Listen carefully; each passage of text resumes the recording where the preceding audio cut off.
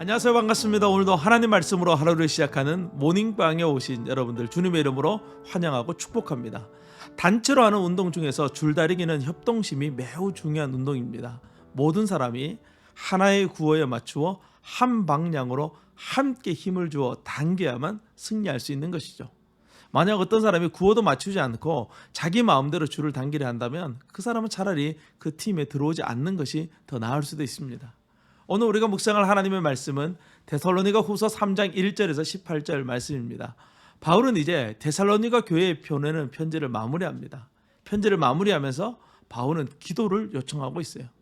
바울이 데살로니가 교회를 위해서 기도한 것처럼 데살로니가 교회도 바울을 위해서 기도해 줄 것을 요청합니다.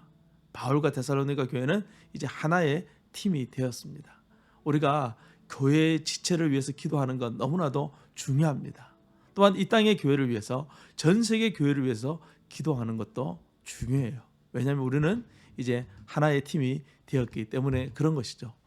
바울은 자신이 데살로니가 교회에 전한 말씀을 잊지 말라라고 부탁합니다. 그리스도인에게 말씀은 생명입니다. 우리는 날마다 말씀을 먹어야만 합니다.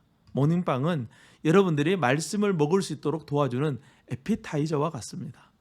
어린아이는 부모가 먹여주어야 하지만 장성한 후에는 스스로 그 음식을 먹는 것처럼 우리는 스스로 말씀을 먹는 훈련을 해야만 합니다.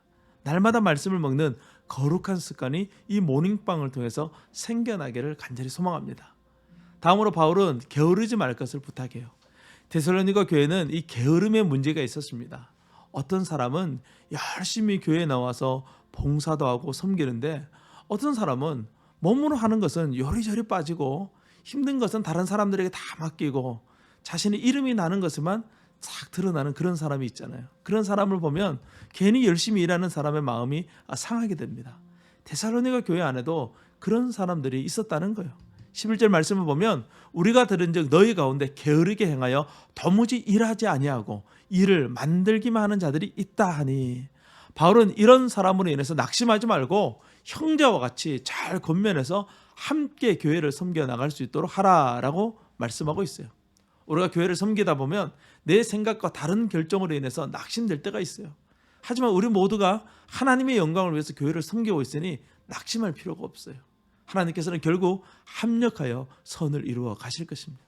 나와 의견이 다르다고 해서 미워하지 말아야 합니다. 15절 말씀 보니까 그러나 원수같이 생각하지 말고 형제같이 건면하라. 서로 이해하고 용납하고 사랑하는 것을 통해서 교회는 하나됨을 이룰 수가 있게 되는 것이죠.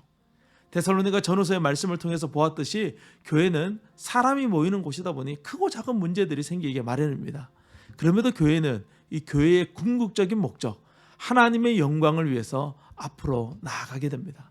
왜냐하면 하나님께서 우리 교회를 이끌어가고 계시기 때문인 것이죠. 우리가 할 일은 하나님을 바라보고 낙심하지 않고 기도하며 말씀을 붙들고 나아가는 것이 필요합니다. 오늘도 하나님의 귀한 말씀으로 위로를 받으시고 새로운 힘을 얻고 믿음으로 나아가는 우리 모두가 될 수 있기를 주님의 이름으로 축원합니다. 내일부터는 에베소서 말씀을 우리가 함께 묵상하도록 하겠습니다. 오늘도 승리하세요. 샬롬.